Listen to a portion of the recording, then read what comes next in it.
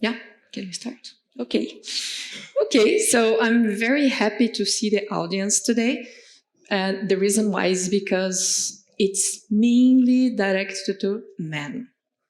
Okay. Thank you very much, you guys, for being here. I'm Denise Cavalieri. Yes, I am José's wife. And no, José does not get free coaching sessions. There is no husband who listens to his wife, right? So I told him, if you want a coaching, you need to pay me. So he doesn't do that, and then he doesn't get free coaching sessions. Let's talk about the elephant in the room. Is the theme of my session. Have you guys found him? Yes. Yeah? Where is him? Where's the little guy? There is the little guy. Does anybody guess what's the name of this elephant? Not José. It's not José. Anyone? Any idea? No? The name of the elephant is Burnout. So I'm here today. I know it's a very tech-oriented event that you guys run every year. And we don't talk much about mental health, especially on environments where there's a lot of men. I am from the 80s. I don't know you guys, probably older or younger than me, but I also come from a generation that does not talk about feelings, right? My background is also IT, so I became a coach not long ago, but I have more than 20 years of experience in the IT environment. So I know how it is. I know how our day-to-day is. I know what you guys face every day, and I know that nobody talks about feelings. That's why when I saw the call for the papers, I say, oh, maybe we could talk about this as well, because it's something that it's very much needed, and you guys will see why it's very much needed, but there are ways for us to avoid burnout. I'm pretty sure someone here already had a burnout and doesn't even know, right? Because there is a lot of concepts about what it is burnout, but nobody knows exactly how it happens, why it happens, and how it looks like. Does anybody here knows what burnout is? Let's make it interactive, right?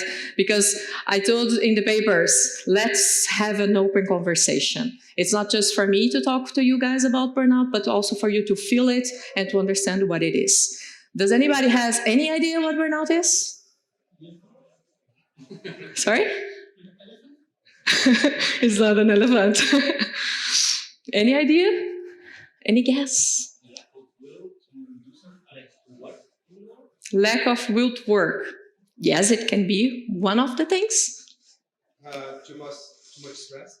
Yes, the stress is mainly the root cause of it, but anything else? No energy to undertake it. No energy to undertaking, yes, is also something very good. Anything else? Procrastination, you mean? Yes, it is.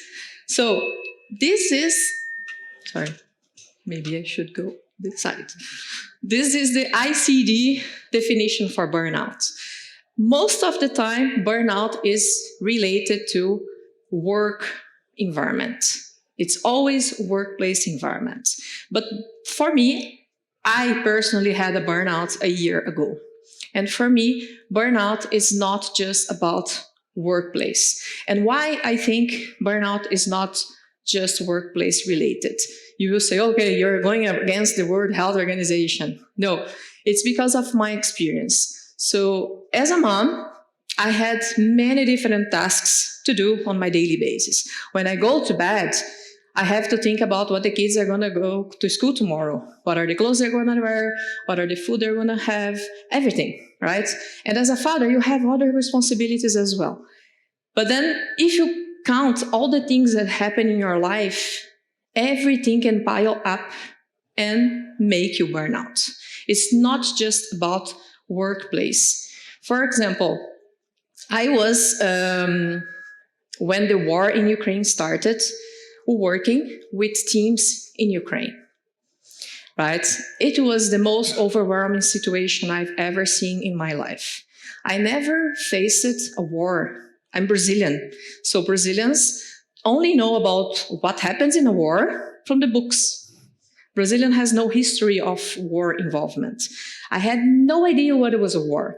And when I saw all the things happening and my teams there completely overwhelmed, not safe, this was an avalanche of things in my life. I couldn't sleep, I couldn't eat, I couldn't do a lot of things. So this was just one more piling up on my day-to-day situation that caused me to burn out. That's why for me, you cannot just say that burnout is the main reason of burnout is workplace. Because I remember when I had my burnout and I had a physical stress burnout. There are many different burnout that you can have. You can have mental, you can have psychiatric, you can have many different ones. I had a physical one. So when I started to tell people what happened to me, the first thing everyone would say is, oh, of course, you work like crazy. Everyone would say that. It was like unanimous. Nobody would say, oh yeah, it's so overwhelming working and being a mom, taking care of the house. Nobody would say that. It was always about work, always about work. And it was like, what the hell? People don't even realize how big this is, right? It's not just about work. And I remember when I was working and I had the burnout, the company I was working for, they came to me and asked me, why do you think this happened? Because, of course, they were worried about the workplace. And I told them, the workplace is for sure one very big cause, but it's not all. I really have to be honest. I could blame the company. I could blame the workplace. I could. But for me, I don't think it's justice. For you guys specifically, for sure, the bills that you have to pay, it's something that can cause a burnout. If it's overdue, if you don't know how you're going to do it, how you're going to make it, or the certifications. We are just talking about certifications. I remember José, when he was doing all the VMware certifications, he would go crazy. He would make everyone at home crazy because he had to study and he didn't have time and he was constantly like running after the tail, And then after the certification was done, he would come home with a nice score. And then I was like, oh my God, this was everything for nothing? Like, you passed with so great score and we were so worried. But that's what we do, right? We worry for anticipation. We always worry for anticipation. And that's why for me, I don't think burnout is just about work. And that's, I think, everyone needs to have this clear in mind. Because once you realize that burnout is not just about work, you start taking care of other things as well. Okay? So if we look into the leading diseases today, some others are not showing. But there are 6 main diseases today that worldwide are the leading cause of death, right? And these are heart diseases as the first one. And then we have lung disease, we have cancer, we have cirrhosis. So if we look into all these diseases, all of them start with chronic stress. Of course, some people have conditions, heart conditions, lung conditions, or some other conditions that can cause the diseases as well. But most of the cases, the diseases start with chronic stress.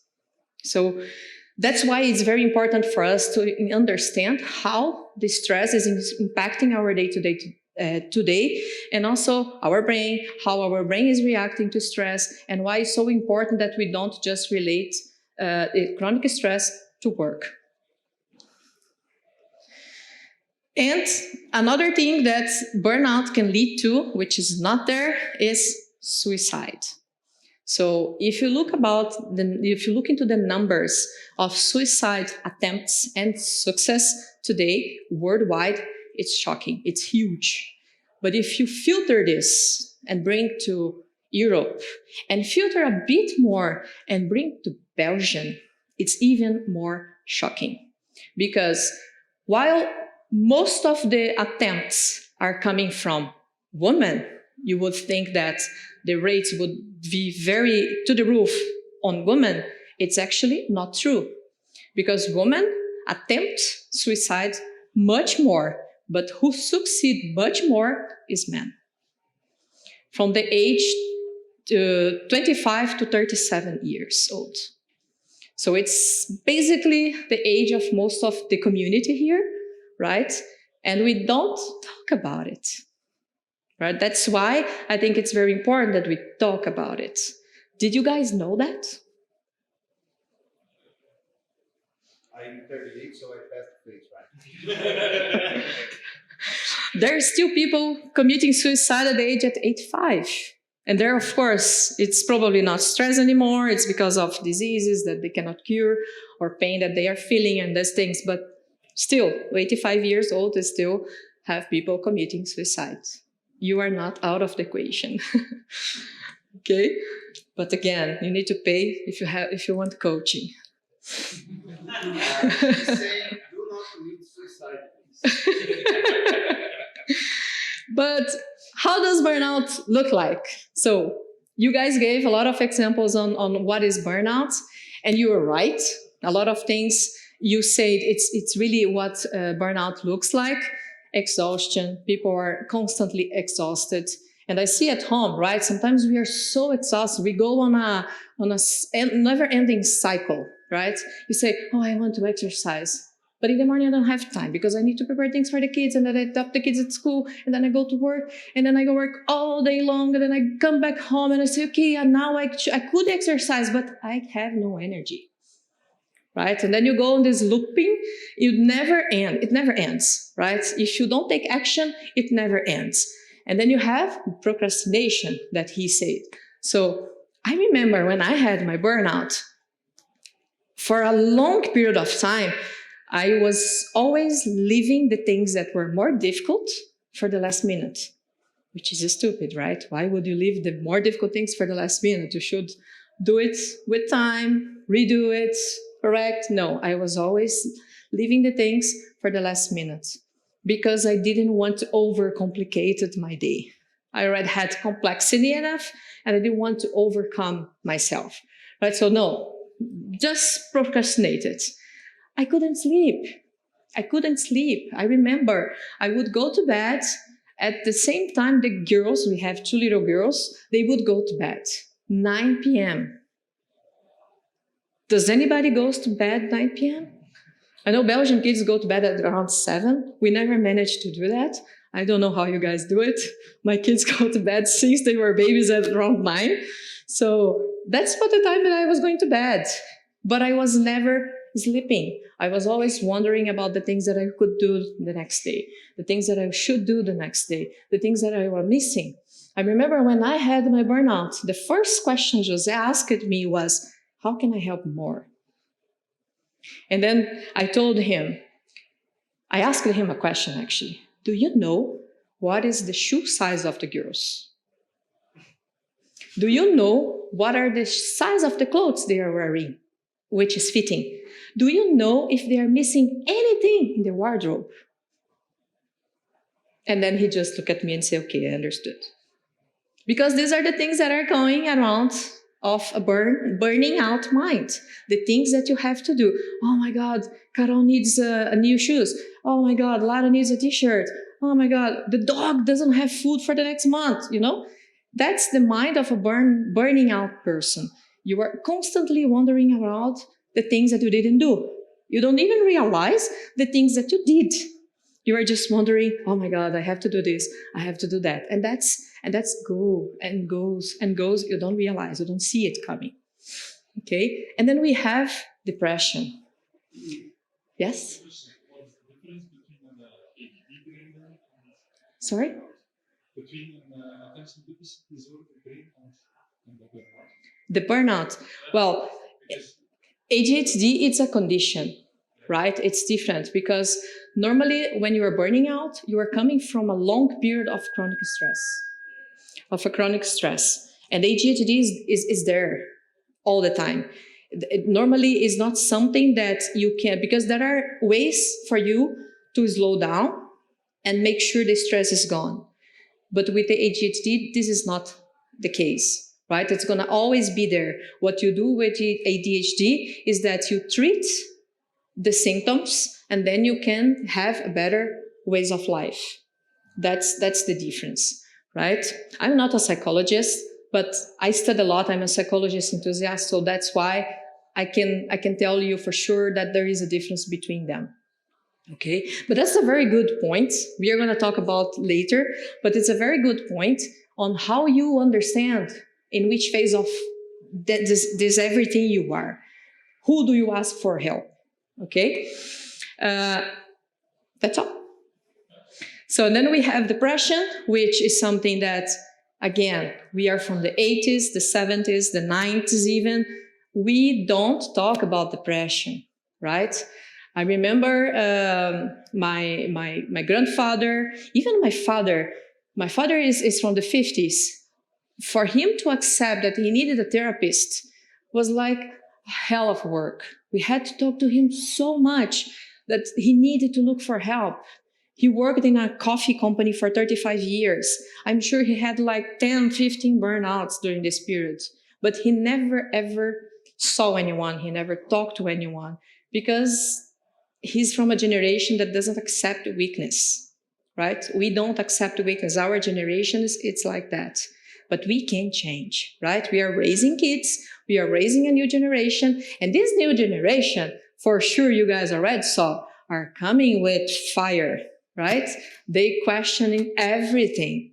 They are going to question why the hell you didn't go to a therapist, right? They will ask you that. And then we have this feeling of drowning. So you are procrastinating, you are feeling that you are overwhelmed and you are drowning. You don't even know where to start to organize things in your mind. You don't even know what to stop because a lot of people will say, do this, do that. If you look in the internet, burnout symptoms and burnout remediation, let's say, because it's not a treatment, right? Remediation that you're going to find there. There is plenty of things that you could do. But you don't even know where to start. You don't even know what you're feeling. If someone asks you what exactly you're feeling, you say, I don't know. I feel I'm drowning. I feel that I'm depressed. You have everything at the same time. And then the angry feeling as well. So people react to this overwhelming differently. Some people just say, I'm okay. I'm fine. I don't need help. I don't need anything. But some people will just shout out.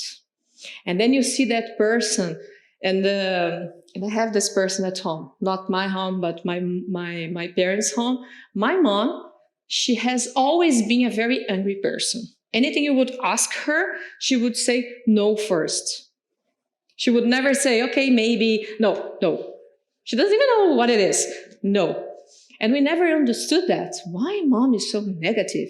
Why mom is, well, that's a generation that never shows feelings, never talk about them. And she was angry about something because she also, even that she was a staying home mom, for sure she had 10, 15 burnouts as well, right? But she never treated. So that's why people, sometimes you see people say, oh, why this person is so angry? Why this person is so cranky all the time? You never know what this person is going through, right? You never know what people were dealing with. And then you have the people that stop socializing.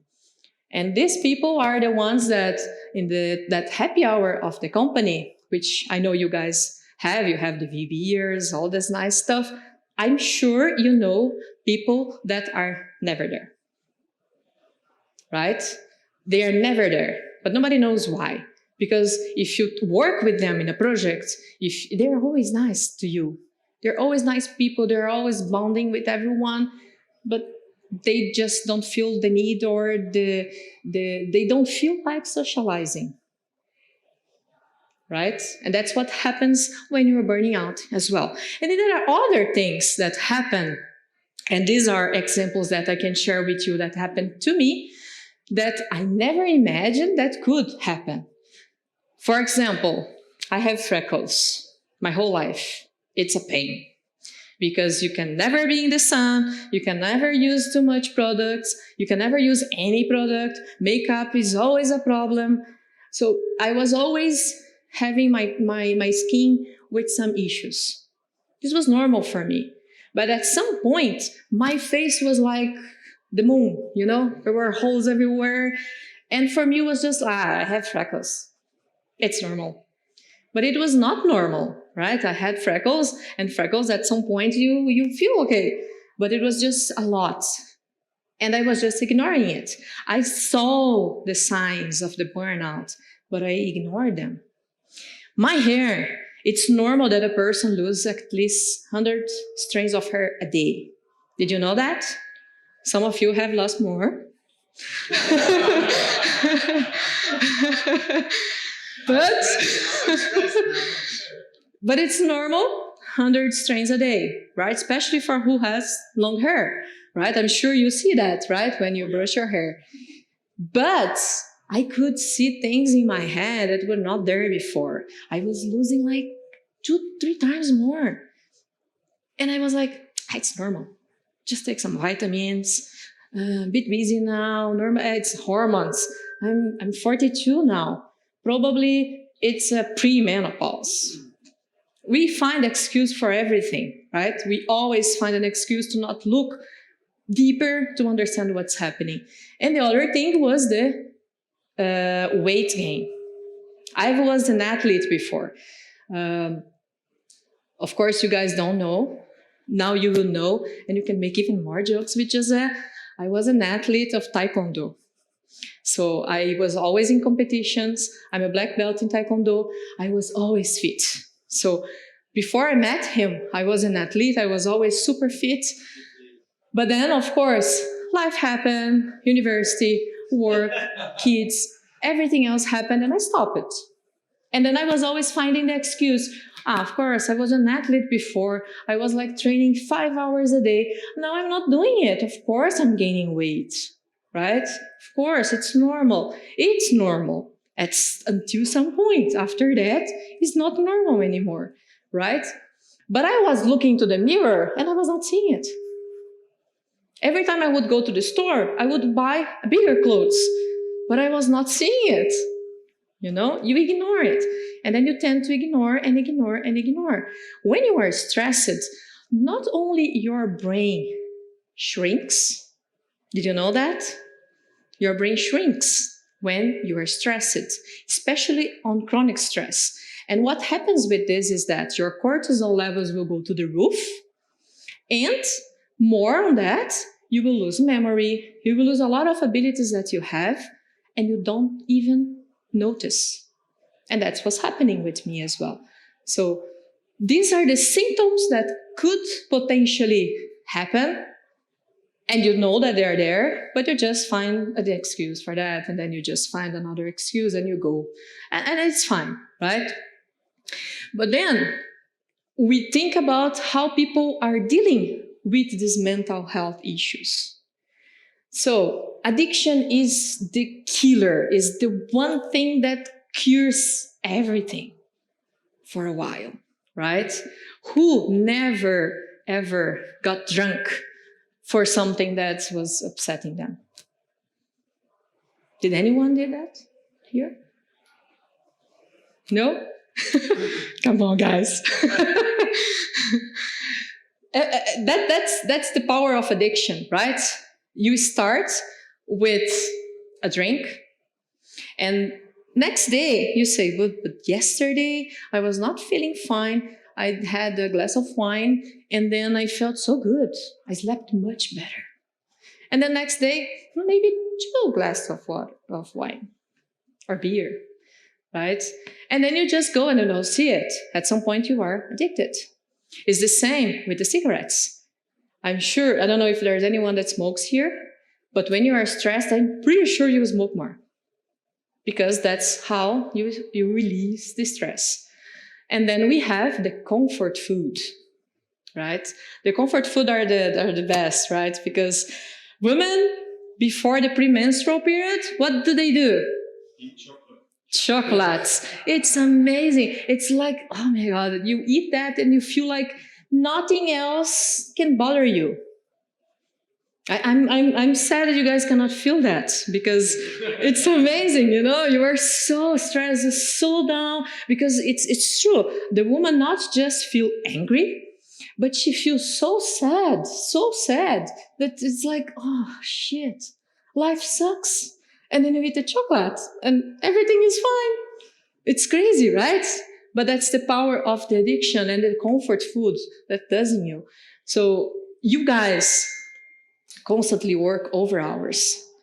What do you choose when you are in a client and you need to work over hours? What's the first thought when you feel hungry? Do you go for a salad? Never go for a salad, right? You always go for pizza. It's the easiest one. It's nice, right? And I remember before my burnout, I was also working a lot, and then I would go home, and we both would try to make things that were easier, right? It's quicker. Of course, we have 2 kids. We would mind that we need to give them nutrition foods, right? But sometimes you're like, yeah, we live in Belgium. We can have a day of fries, right? What's the problem? But the day of fries, it could be one day, not 2 or 3 days, right? And then at some point, you just don't even know what is the day of the fries anymore because it's so much constant there. And that's what happens with the comfort food. And then we talked about the angry feeling that you just shout to everyone, and the isolation.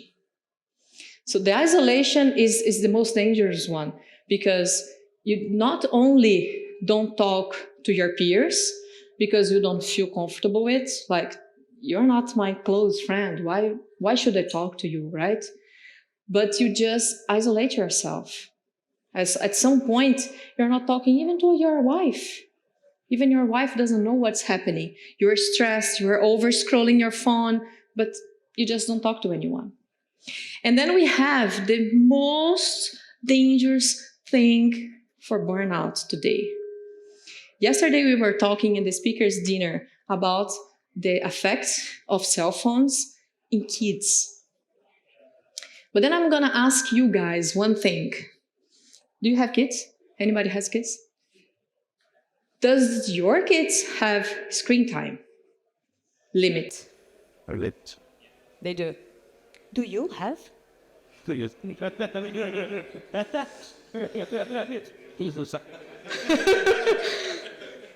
don't, right? Guys, I was listening to a podcast yesterday, and then the interview asked an expert in stress. What should I do if I want to feel anxiety, to maximize my anxiety and stress? If I want to live this hell, what should I do?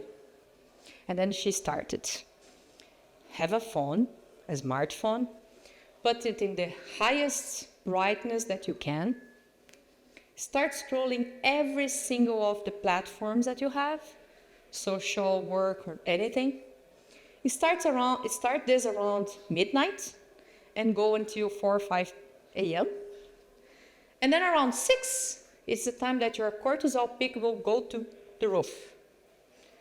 And then you don't forget to start your day scrolling and keep going. Does this sound familiar to anyone? We are, no? We are glued to our phones. Everything is happening there. We know that, right? It's so easy. Our agendas are there. We have shared agendas. If it's not in the agenda, it's not happening, right? Everyone knows that. Everything should be there in the agenda, and it's popping up. And then those apps that we use, WhatsApp or Instagram, Facebook, whatever, they have those red dots with number of messages for a reason, right? They're calling us, come see it. Did you know that a normal person today check their phone 2,600 times a day? Yeah. Sounds a lot, right? But it's the statistics. They do that. And what happens with your brain? There is a term in psychology that is called popcorn brain. The popcorn brain is the overstimulation that your brain feels and the sensation that your brain is popping. Your brain is not actually popping, but you feel that popcorn brain, Everyone has a popcorn brain. Because when we are looking to our phones, we are there scrolling and scrolling and scrolling. In the olden age, when a tribe was formed, there was always someone that would be the night watch. This person would sit there and scan for danger while the others were sleeping, right? In the modern age, everyone is a night watch. Everyone is scrolling for danger. They're scanning. Where is the danger? Where is the danger? Going back to that war in Ukraine, when I was working with the people there, I am a very people-oriented person. I'm very empathetic. I consider myself very empathetic. And when I saw those people suffering, I had no idea what exactly was happening. And I remember that I went to see something because, again, Brazilians don't have any experience with war. And then I was looking to graphic images. I was looking for videos. I was looking for photos. And what do you see in the images and photos from the war? Have you guys seen it? You see dead babies. It's all about very bad content for your brain. But we consume that. Every single day we consume that. And at some point, there is something that we call interactive trauma. Because the people that are consuming these graphic images of bad things that are happening, they are very much increasing their chances to suffer from PTSD, post-trauma syndrome. Did you know that? I didn't know. I learned that and I was shocked. Because if I look back, yes, I was suffering from PTSD of something that I never lived. I was not in the war. Why I was feeling that? But my need of understanding what was happening there, to be empathetic to the people, was so big that I needed to know what was happening. And I was consuming that content every single day. Every single day I was looking for that. And this was killing my brain. There are ways, many other ways, that we can look for information, because nowadays we do need to be informed, right? We cannot just ignore what's happening in the world. I was talking to Eric yesterday, and he asked me, do your kids see the news? No, we don't have a local channel TV at home. We only have stream. And he asked me, how do your kids know the news? Well, at school they do have news channels for kids that are appropriated for kids. And sometimes they come home with things that we have no idea that is happening, which is good, right?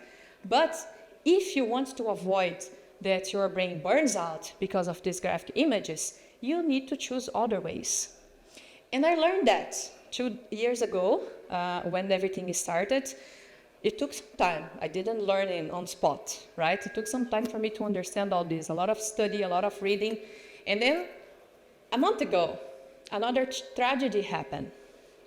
It's not the magnitude of the war in Ukraine, of course, but the whole south of Brazil, it was underwater. And everything there was a mess, was a war scenario. People were seeing their houses literally floating away in the water. 2,300,000 people were impacted. 470 cities were impacted.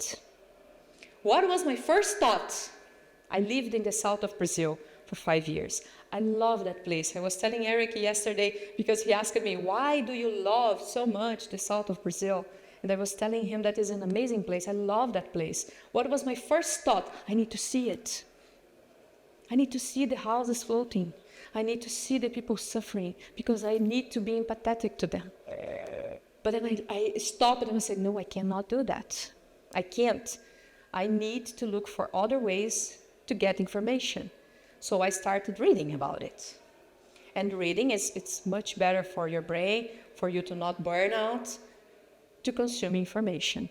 From time to time, you can see the graphic images, but don't use this as a main source of information for you. Look for the written information as well. And then when people start talking, oh, you know so many people in the south. Yes, I do. Did you see the horse in the roof of the house? No, I didn't. Did you see the baby floating, Dad? No, I didn't. There are ways for you to be part of it, but not suffering from it. So I'm pretty sure now I'm not going to suffer from PTSD from this. So that's why this is the most dangerous cause of stress that we as a mother and age can suffer today.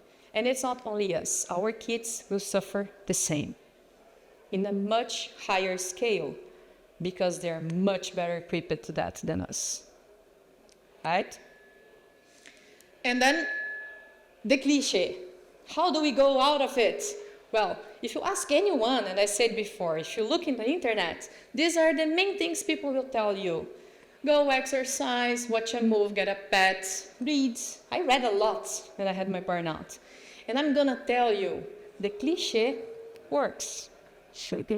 It does work. It's so simple. It looks so simple. Why don't we do that every day? Because we are exhausted. So we need to start changing our habits. If we don't change our habits, this will never happen. But habits don't change from day to night. We need to go the 1% better every day. Right? If you cannot walk outside for 1 hour, do it for 10 minutes. I was always a big fan of meditation, but I was always telling, I can't stand staying there for 1 hour like this. I can't. And then I found out there are ways to meditate in 15 minutes. It's exactly the same effect. I even got certified on that. It was so amazing because there are ways for you to meditate in 15 to 20 minutes. So you don't need to do everything at once. Just try to be better 1% a day. That 1% is really going to change your life. And then on the point that we talked before, ask for help, right? There are psychologists there that you can look for, and there are coaches, which is me. What is the difference between the two? So here, you need to understand in which phase of your life you are in.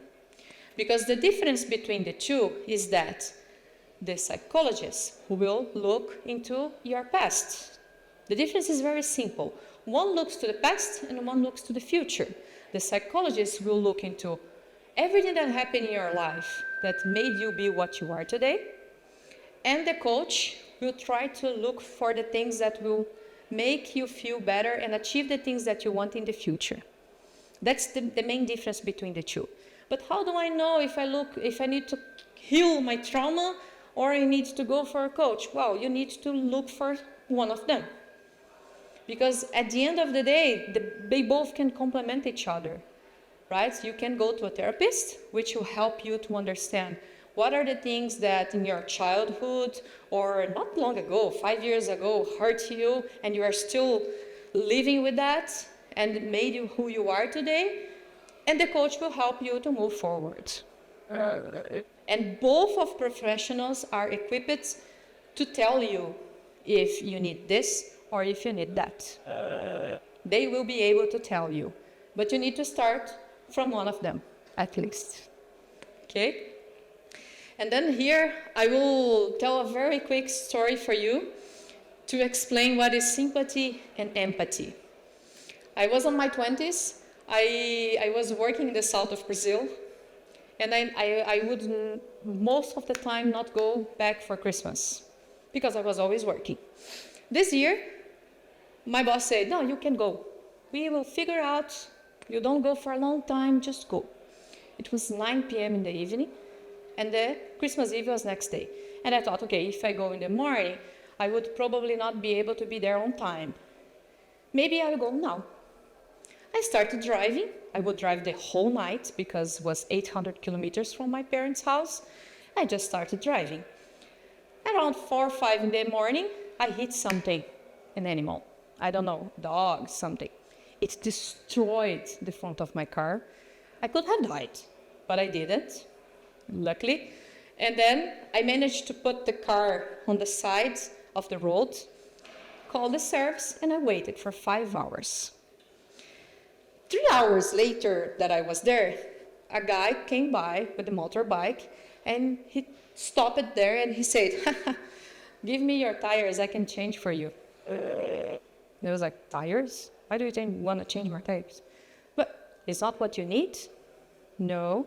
Did you see the front of my car? Ah, that's really bad. How did you do that? I hit a dog or something. Ah, well, at least you're not hurt. Yeah, thanks God I'm not hurt. Do you want me to do anything? Oh, I don't think you can do anything. And then he said, okay, I don't think I can help you. I'm really sorry for what happened, but yeah, I have to go. And he went away. 1 hour later, a farm truck came by. An old guy on the 60s. He stopped there and he said, oh my goodness, what happened to your car? Oh, I think I hit an animal. Oh, okay. That's very bad. I feel sorry for you. Did you know that it's not safe for you to stay here? How long have you been here? 4 hours. Did you call the service? I did. Okay, I can wait here until the service comes with you. Oh, no, that's not necessary. They will find me anytime now. Okay, let's do one thing. I'm going to give you my number. And then if you need anything, but anything, just call me. My wife will be happy to give you something to eat because my farm is just over there and I can help you. Do you know who was sympathetic and who was empathetic? Sorry? Yes, this was sympathy. It's when you acknowledge the pain of the other person, but you don't do anything about it. And the worst thing you can do when you see someone in pain is to start the conversation with, at least. At least you got hurt. Oh, I lost my baby. Oh, at least you have a son already. That's the worst thing you can do, to talk to someone that is in pain. The other one was very empathetic. He not only acknowledged, you guys can go 3 more minutes? It's okay? You can just, you know that the person is in pain, and you just wear their shoes and try to help them. But there is a very, very thin line about being empathetic and being emotionally involved. And that's where the danger lies. Because today, the most searched skill in a leader, and I'm sure most of you are in a leader position, are leading people, are working with people, it's to differentiate when you are being empathetic and when you are being emotionally involved. This line is very thin. The sweet spot is that you need to differentiate both. How you do that? You have to be empathetic. You can understand the pain of the other, but you don't feel it. Remember the graphic images from Ukraine? You don't need to see them. Be there for the person. This guy, he was there for me. He told me, I'm here for you if you need anything. He for sure would never fix my car. He would for sure never take my car back to my home. But he was there for me and he told me, I'm here for you. That's what being empathetic means, and not emotionally involved. And why is that? It's because you can never pour from an empty glass. If you are not feeling okay, you can never help others. Okay? I have something that I want to give to you. I was supposed to give to you before. Just for you to take home. Think about it. Can you help me? Read it through. Think about it. I really hope it helps you on your day-to-day. Because talking about it is the start. Okay? That's all I had to talk to you guys today. I hope it was helpful. I hope it was useful. And if you want to talk, if you need a session, if you need to understand where you are, my name is here. You can have my email as well. I'm in all platforms, not scrolling every day and all the time, but I'm there, so you can search for me. Okay? Thank you very much.